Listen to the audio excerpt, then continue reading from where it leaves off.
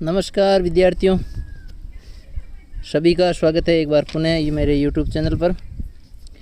आज हम पढ़ेंगे सूर्यकांत त्रिपाठी निराला की दूसरी कविता सरोज स्मृति के बारे में। पहली कविता थी गीत गाने दो मुझे, जिसका हमने अध्ययन कर लिया था अच्छी प्रकार से, और उसमें हमने देखा कि किस प्रकार से हृदय की पीड़ा को गीत के माध्यम से बाहर निकालने की बात कही गई थी। तो इनकी दूसरी कविता है अपने कक्षा 12 हिंदी साहित्य में सरोज स्मृति, जिसमें जो 1935 में लिखी गई थी। और विद्यार्थियों, इसमें आपके अपनी पुत्री की स्मृतियाँ को प्रस्तुत किया गया, यानी जो यादें हैं उनको स्मरण किया गया। और इसमें यदि हम बात करें प्रसंग की, तो आपको लिखना है कि प्रस्तुत पद्यांश सूर्यकांत त्रिपाठी निराला द्वारा रचित कविता सरोज स्मृति से लिया गया है। और इसमें पुत्री सरोज की मृत्यु के बाद उसके विवाह के बारे में बताया गया है, उसकी विवाह की यादों को याद किया गया है इसमें। तो इस प्रकार आपको प्रसंग लिखना है। और यहाँ पर खड़ी बोली हिंदी भाषा काम में ली गई है, अलग अलग अलंकारों का भी प्रयोग किया गया।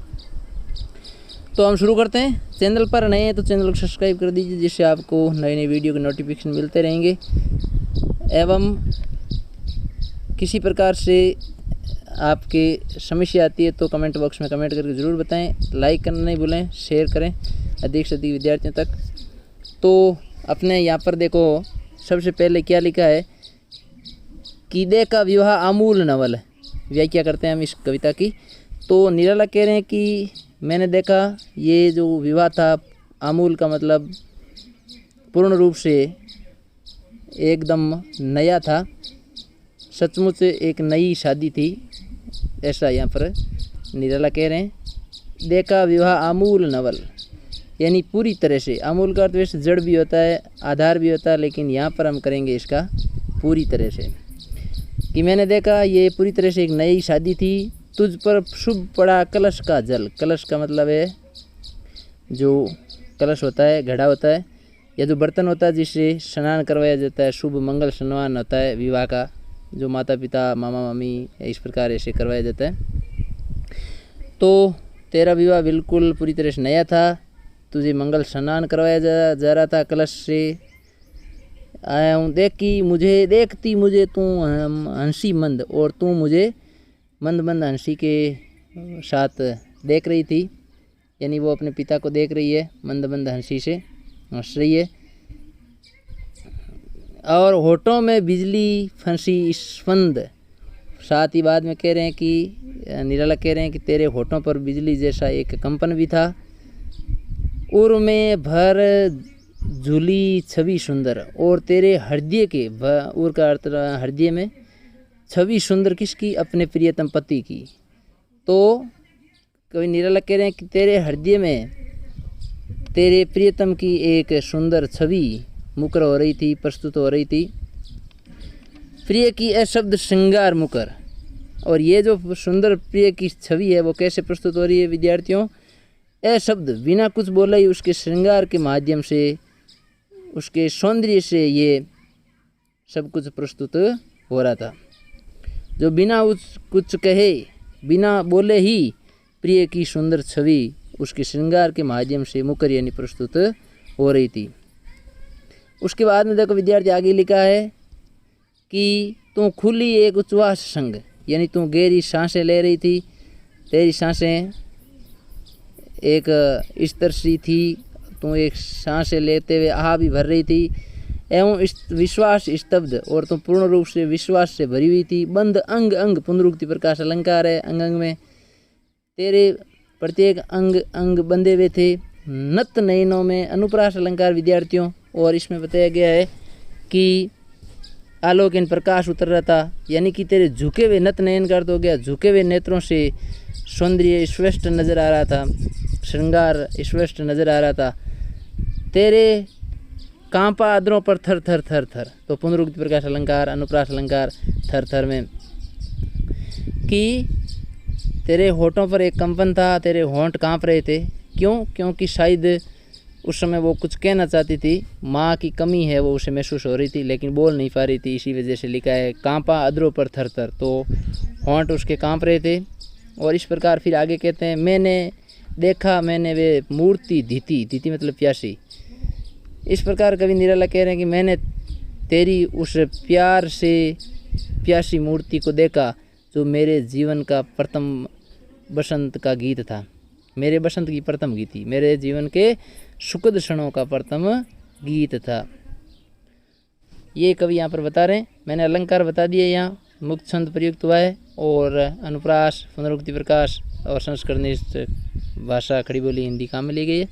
आगे दूसरे पद में क्या है विद्यार्थियों, तो इसमें भी सप्रसंग व्याख्या आपको करनी है। इसमें देखो लिखा है, श्रृंगार रहा जो निराकार, यानी जो श्रृंगार है पुत्री का श्रृंगार वो निराकार, यानी निराकार कौन है, पत्नी है। तो निराकार पत्नी के रूप को, स्वरूप को कवि कह रहा है कि याद दिला रहा था, यानी कि जो पुत्री का श्रृंगार है वो उसके स्वर्गीय पत्नी की भी याद दिला रहा था। और ये जो बेटी का श्रृंगार है वो रस कविता में प्रस्तुत हो रहा था, उच्छ्वसित का अर्थ है प्रस्तुत हो रहा था, अभिव्यक्त हो रहा था। तो इस प्रकार कवि कह रहे हैं कि श्रृंगार रहा जो निराकार, यानी कि जो श्रृंगार था वो निराकार पत्नी के रूप को याद दिला रहा था। और ये बेटी का या पुत्री का जो रूप है वो पत्नी के साकार स्वरूप की याद दिलाते हुए श्रृंगार, और यही श्रृंगार किस में प्रस्तुत हो रहा था, अभिव्यक्त हो रहा था, कविता में प्रस्तुत हो रहा था।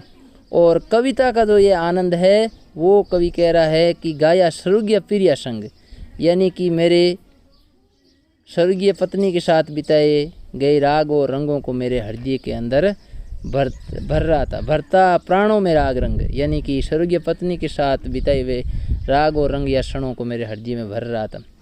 रति रूप प्राप्त कर रहा वही, रति रूप का मतलब है कामदेव की पत्नी रति जैसा सुंदर रूप था। तो आगे कवि कह रहे हैं कि पुत्री का जो रूप है वो बड़ा ही सुंदर था।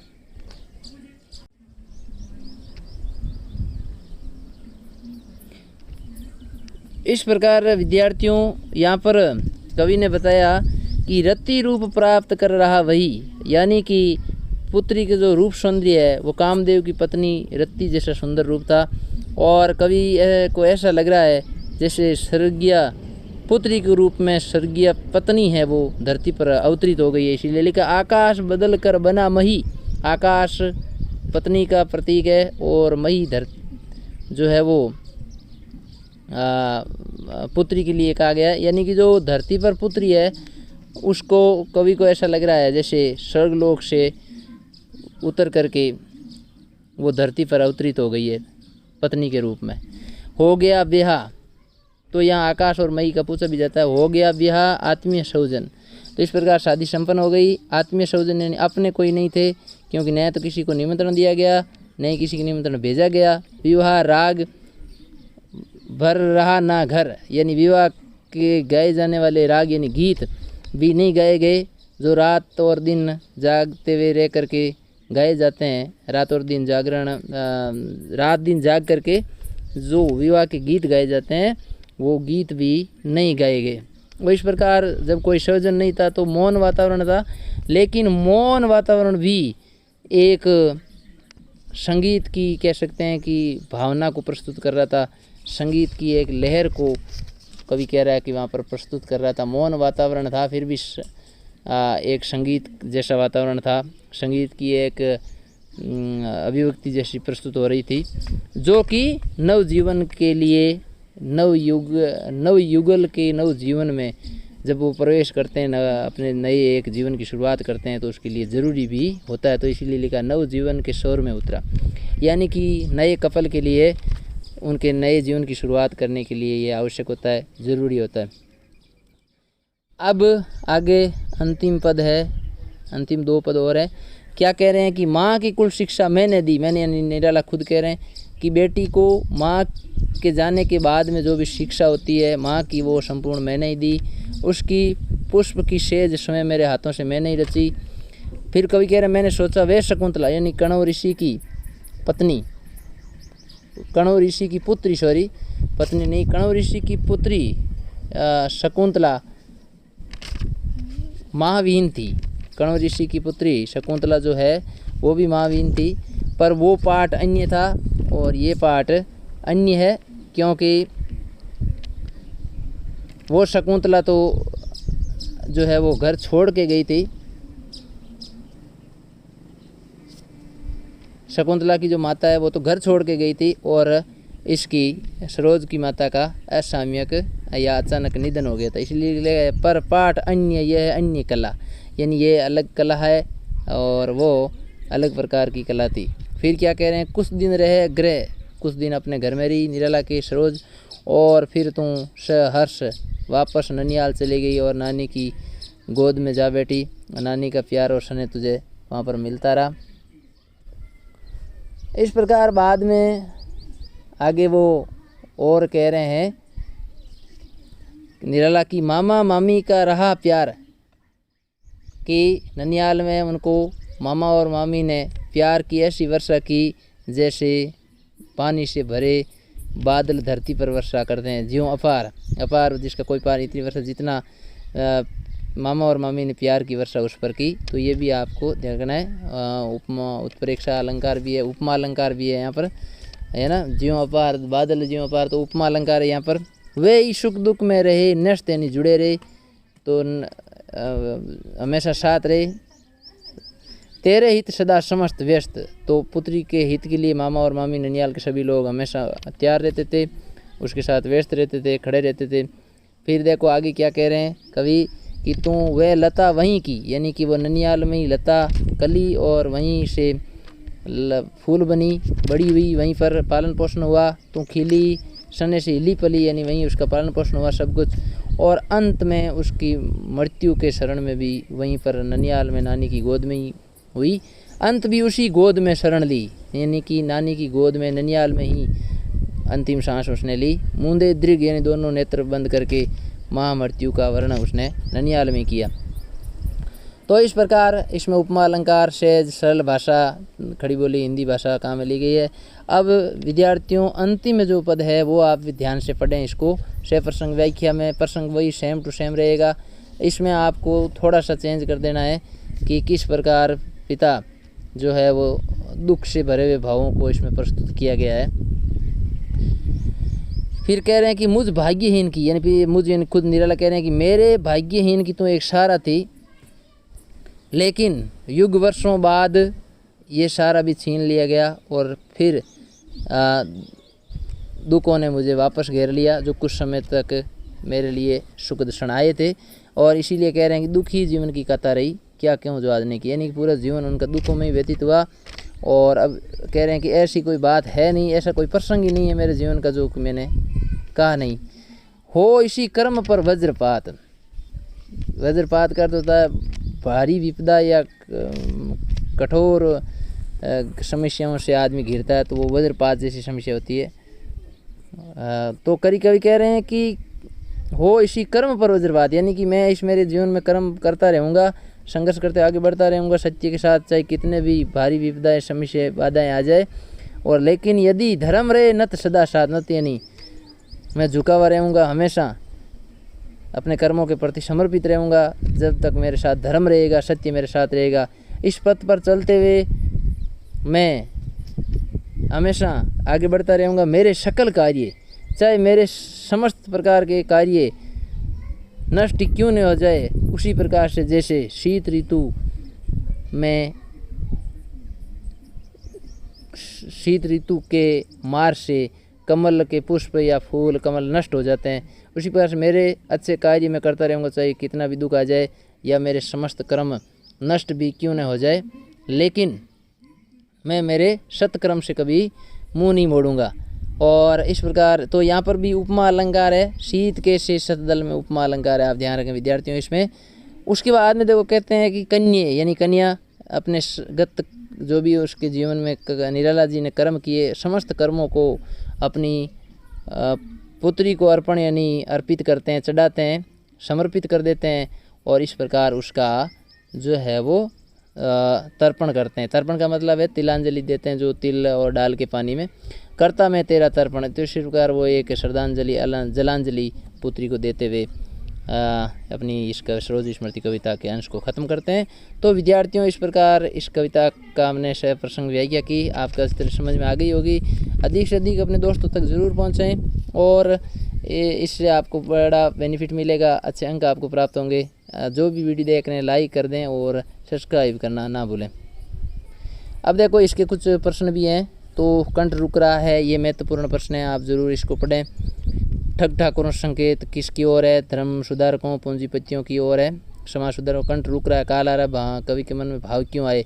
क्योंकि उस समय बहुत ही कह सकते हैं कि विपरीत परिस्थितियाँ थी और चारों ओर हाहाकार मच गया था, इसलिए कवि को ऐसा लग रहा। इस यज्ञ द्वेषता का जहर भर गया था, तो कवि कह रहा है कि ऐसा लगा मन में जैसे कंठ रुक रहा है, यानी मृत्यु निकट आ गई है।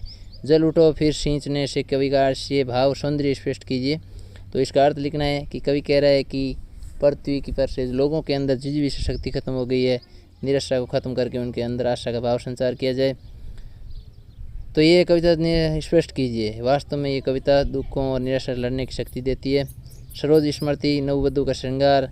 अपनी स्वर्गीय पत्नी की याद क्यों आई? क्योंकि वो पत्नी भी जवानी में इसी प्रकार से ख़त्म हो गई थी और अब पुत्री का जो रूप सौंदर्य है उसको याद करके पत्नी की याद आ जाती है उन्हें। मई और आकाश आपको बता ही दिया। सरोज का विवाह नया क्यों था ये भी आपको बताया, क्योंकि कोई बुलाया नहीं किसी को। विवाह में गाए जाने वाले समर्थ वाला गीत भी नहीं गाए गए। और बेटी बचाओ बेटी पढ़ाओ कार्यक्रम से मांग करती है किस प्रकार तू भाग्यहीन। तो ये प्रस्तुत करता है कि बेटियों को पढ़ाना लिखाना, क्योंकि यहाँ पर निराला ने अपनी पुत्री को अपना एक सहारा माना है। पंक्तियों का अर्थ स्पष्ट कीजिए। तो ये भी काफ़ी महत्वपूर्ण है। इस प्रकार विद्यार्थियों ये आप शब्दार्थ भी ज़रूर सभी याद करें। मिलते हैं अगले वीडियो में, तब तक के लिए जय हिंद जय भारत। Thank you.